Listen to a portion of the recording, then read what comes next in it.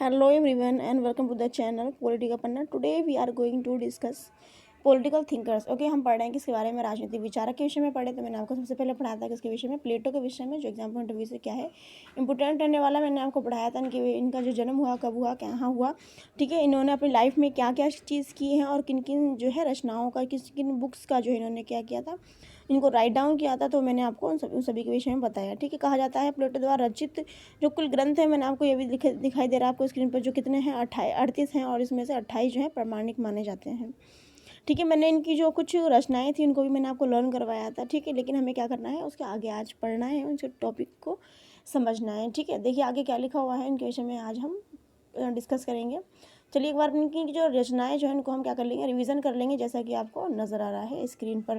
ठीक है, exam point of view से पूछा जाता है, असेंडिंग डिसेंडिंग ऑर्डर में पूछे जाते हैं इनकी रचनाओं के विषय में। तो एक बार हम रिकॉल कर लेंगे क्या लिखा हुआ। द रिपब्लिक की रचना करते हुए प्लेटो जो है अधिक उत्साहित। द रिपब्लिक स्टेटसमैन,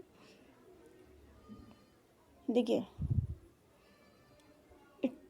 स्टेटसमैन, उसके बाद में इन्होंने की जो थर्ड रचना थी उसको बोलते हैं लॉज और symposium, allegory of the cave of the, उसके बाद में है आगे नेक्स्ट द एपोलॉजी ऑफ सुकरात। ठीक है, ये 6 हैं इनकी, और आगे भी दी हुई जिसमें मैनो और क्या बोलते हैं सुकरात डायलॉग्स ये हैं। देखिए लिखा हुआ है, आपको दिखाई दे रहा है क्या लिखा हुआ है, मैनो, FIDO, gorgeous, times, the Sukrat dialogues ये हैं। ठीक है, तो आज हम इनके आगे जो पढ़ने वाले हैं वो हमारा टॉपिक रहने वाला। ठीक है, ठीक है, तो देखिए हम समझते हैं अपने टॉपिक को, जो हमारा आज का टॉपिक है उसको हम समझते हैं क्या लिखा हुआ है। देखिए क्या कहा गया है, प्लेटो ने अपने चिंतन में द्वंद्वात्मक पद्धति यानी कि डायलॉग मेथड को जो है यूज़ किया है।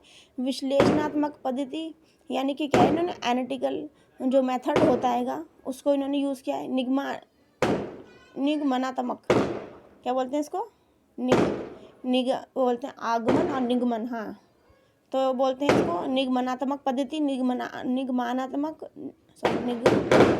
आगमन निगमन। तो निगमनात्मक जो मेथड है उनको यूज़ किया है, और कुछ अंशों में ऐतिहासिक पद्धति का भी इन्होंने प्रयोग किया है। और निगमनात्मक जो जो आगमन और निगमन जो मेथड होता है वो क्या होता है, उसमें क्या बोलते हैं, सबसे पहले हम क्या बच्चों को कुछ भी पढ़ाने से पहले हम क्या पढ़ाएंगे, उनकी थ्योरी पढ़ाएंगे। ठीक है, यानी कि वो चीज़ किस तरह से जाती है। मान लीजिए अगर हम फिजिक्स पढ़ाएंगे तो हम फिजिक्स पढ़ाएंगे या फिर हम केमिस्ट्री पढ़ाएंगे, सबसे पहले उनके सूत्र होते हैं। ठीक है, जैसे HO2, ठीक है ना, SO2, SO4, ये सब चीज़ें हम बताएंगे। पहले हम क्या बताएंगे, सूत्र बताएंगे, नियम बताएंगे, उनको करने का मेथड बताएंगे। ठीक है, तो यानी कि हम क्या कह सकते हैं, जैसे कि ग्रामर अगर हम पढ़ाएंगे तो सबसे पहले क्या पढ़ाएंगे, रूल रेगुलेशन पढ़ाएंगे। ठीक है, और बात करें उसके बारे में, अगर हम व्याकरण पढ़ाएंगे तो सबसे पहले उनकी डेफिनेशन पढ़ाएंगे। ठीक है, उसके बाद में आगे एग्जाम्पल के थ्रू बच्चों को समझाएंगे। तो जहाँ पर हम किसी भी सब्जेक्ट को कैसे नियम और सूत्रों के बाद और चीज़ को समझाते हैं, यानी सबसे पहले नियम और सूत्र आते हैं तो उसे हम बोलते हैं निगमन विधि, निगमन मेथड बोलते हैं। और कुछ अंशों में इन्होंने ऐतिहासिक पद्धति का भी इन्होंने प्रयोग किया। आगे देखिए लिखा हुआ जो इंपॉर्टेंट है, जो इन्होंने कॉलम में दिया हुआ है, बहुत ज़्यादा इंपॉर्टेंट बुक है ये। प्लेटो की रचनाओं में द्वंद्वात्मक पद्धति यानी कि डायलेक्टिकल मेथड यानी कि डायलॉग मेथड में इन्होंने जो है अपनी मेथड को यूज़ किया है, डायलॉग मेथड इन्होंने यूज़ किया है, का व्यवस्थित प्रयोग जो है किया गया है किसके द्वारा, उनके द्वारा, प्लेटो के द्वारा। प्लेटो किसके शिष्य थे, तो ये सुकरात के शिष्य थे। ठीक है, अरस्तु ने सुकरात के पूर्व ग्रीक दार्शनिक थे जिनका नाम था जेनो ऑफ, देखिए क्या लिखा हुआ है, जेनो ऑफ एलिया, हमारे यहाँ आलिया बोलते हैं ज़्यादातर नाम, तो आपको क्या है, जेनो ऑफ एलिया को द्वंद्वात्मक पद्धति यानी कि डायलेक्टिकल मेथड जो है उसका क्या माना है, इन्वेंशन करता माना, इन्वेंटर माना है इनको। ठीक है, इन्वेंशन करता माना है और आविष्कारक माना है किसको, जेने ऑफ एलिया, किसको, जेने ऑफ एलिया। इंपॉर्टेंट है तो मैं यहाँ पे इंपॉर्टेंट लिख देती हूँ। ठीक है, जेने ऑफ एलिया, जेने ऑफ एलिया को क्या माना गया है, डायलेक्टिक मेथड का सबसे पहला जनक कहा जा कह सकते हैं, या फिर डायलेक्टिक मेथड का इन्वेंशन करता मान सकते हैं, कह सकते हैं इन्वेंटर मान सकते हैं। ठीक है, आगे क्या लिखा हुआ, संवाद शैली। अब संवाद शैली क्या चीज़ है, ये डायलेक्टिक मेथड ही है। ठीक है, संवाद यानी कि कम्युनिकेशन, कम्युनिकेटर जो होते हैं, जैसे कि दो व्यक्ति हैं आपस में कम्युनिकेशन करेंगे तो वो किस तरीके से करेंगे, उनका जो मेथड है वो कहलाएगा संवाद शैली, जिसे डायलेक्टिक मेथड कहा गया है। ठीक है, इसके इन्वेंशन करता जो माने गए हैं, इन्वेंटर माने गए हैं, उनको कहा गया जेने ऑफ एलिया। ठीक है, प्लेटो ने अपने सभी ग्रंथ संवाद शैली में लिखे हैं। इस शैली को उसने अपने गुरु सुकरात से ग्रहण किया। उसके द्वारा इस शैली को अपनाए जाने का मुख्य उद्देश्य जो है केवल ज्ञान प्रदान करना ही नहीं, बल्कि अपने पाठकों को, यानी कि जो उनके लिसनर जो हैं, जो सुन रहे हैं, उनको जो है विचारशील भी बनाना है, यानी कि वो लोग अपने माइंड के अंदर चीज़ों को समझ सकें। ऐसा नहीं कि सिर्फ उनके पाठकों को सिर्फ ऐसा नहीं कि उन्हें सिर्फ नॉलेज मिल सके, नॉलेज मिलने के साथ साथ वो उनका वे ऑफ थिंकिंग का जो वे है वो किस तरीके से डेवलप किया जा सके, वो विचार कर सकें। आगे लिखा, प्लेटो के संवाद सजीव और नाटकीय प्रभाव से युक्त हैं। ठीक है, सजीव मतलब उनमें कहीं ना कहीं आपको क्या दिखाई देगी, सजीवता दिखाई देगी। ठीक है, और कैसे है, नाटकीय प्रभाव से युक्त। नाटकीय प्रभाव से युक्त मतलब उसके ऊपर क्या है, एक नाटक भी बनाया जा सकता है। ठीक है, जैसे आपने देखा है हिंदी के अंदर एकांकी वगैरह होती है। ठीक है, तो वही चीज़ बताई गई यहाँ पर। उनमें जिन व्यक्तियों ने भाग लिया वे या तो उसके समकालीन थे, यानी कि किसके समकालीन की बात हो रही है, प्लेटो के समकालीन की बात हो रही है, या फिर पूर्व पीढ़ी के थे, यानी कि पहले की पीढ़ी के थे जो उनसे एज में बड़े थे। ठीक है, आगे इन्होंने और दिया हुआ है, क्या लिखा हुआ है, एक बार हम दोबारा इसको डिस्कस कर लेंगे। संवाद शैली के विषय हमने पढ़ा कि संवाद शैली प्लेटो ने अपने सभी ग्रंथों में यूज़ की है। उसके बाद हमने पढ़ा उनके जो गुरु थे सुकरात से इन्होंने इस चीज़ को एक्सेप्ट किया था, संवाद शैली को, डायलेक्टिक मेथड को। उसके बाद हमने पढ़ा कि इस शैली को अपना जाने का मुख्य उद्देश्य ये था कि अपने जो लिसनर हैं उनको सिर्फ और सिर्फ नॉलेज देना नहीं, बल्कि उनको विचारशील बनाना था, ताकि वो उनका वे ऑफ थिंकिंग जो है वो ज़्यादा ब्रॉड हो सके और अच्छी तरीके से वो चीज़ों को क्या कर पाएँ, थिंक कर पाएँ, सोच पाएँ। ये किसका उद्देश्य था, तो ये उद्देश्य था प्लेटो का। ठीक, आगे इन्होंने बताया कि प्लेटो का जो संवाद है, जो डायलेक्टिक मेथड है, उसके अंदर कहीं ना कहीं सजीवता दिखाई देती है, यानी कि डायलेक्टिक मेथड में अगर हम उनके द्वारा लिखे गए, जैसे कि हमने पढ़ा दालोज की बुक है, तो उनको हम पढ़ेंगे तो ऐसा लगेगा जैसे ये चीज़ जो है ना एक्चुअल में है, बिल्कुल एक्चुअल लगेगी वो चीज़। तो उसमें कहीं ना कहीं सजीवता और नाटकीय प्रभाव से युक्त है। जिन व्यक्तियों ने भाग लिया है वे या तो उनकी अगली पीढ़ी के थे या फिर उनके समकालीन थे, ये हमने पढ़ा।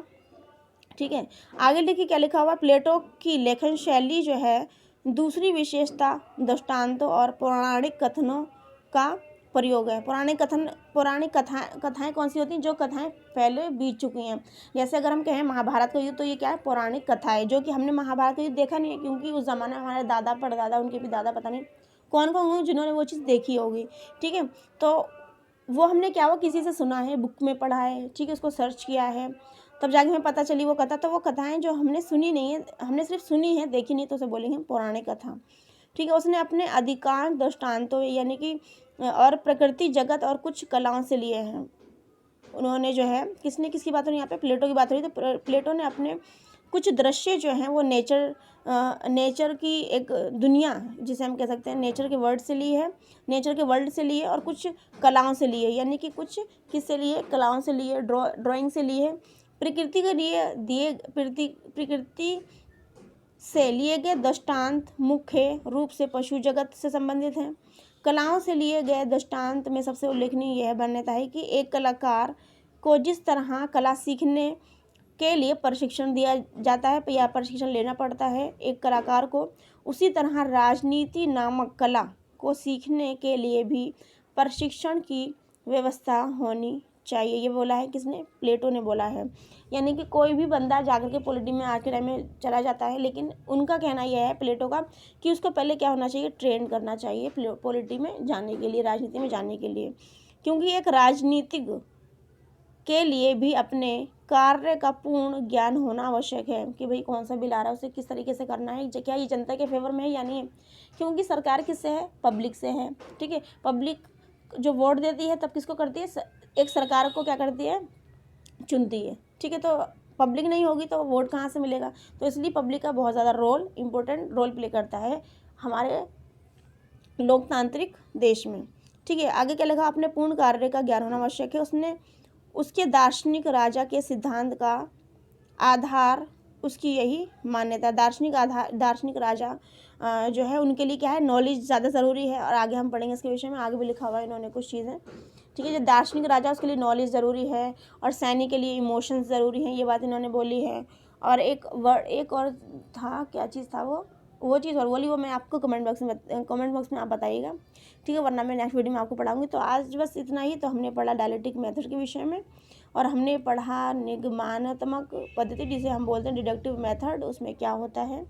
और हमने पढ़ा कि जो डायलेक्टिक मेथड जो है उसको सबसे पहले इन्वेंशन किसने किया था, तो हमने पढ़ा जेने ऑफ एलिया के विषय में। तो जेने ऑफ ओलिया जो थे डायलेक्टिक मेथड के आविष्कारक माने जाते हैं। एक चीज़ मैं आपको बता दूं, प्लेटो के देखिए पहले क्या थे, सुकरात। देखिए एक मिनट, देखिए सुकरात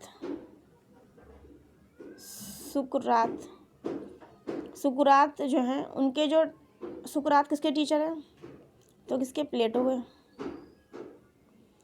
के। और प्लेटो के जो टीचर जो है वो हैं अरस्तु। ठीक है, हमने क्या समझा, हमने समझा कि अरस्तु के जो टीचर कौन है, प्लेटो, और प्लेटो के जो टीचर हैं वो कौन है, सुकरात। ठीक है, ये तीनों अपने आप में स्टूडेंट और टीचर का रोल इन्होंने प्ले किया है, और रियल लाइफ में भी एक दूसरे के टीचर और क्या थे, ये स्टूडेंट रहे।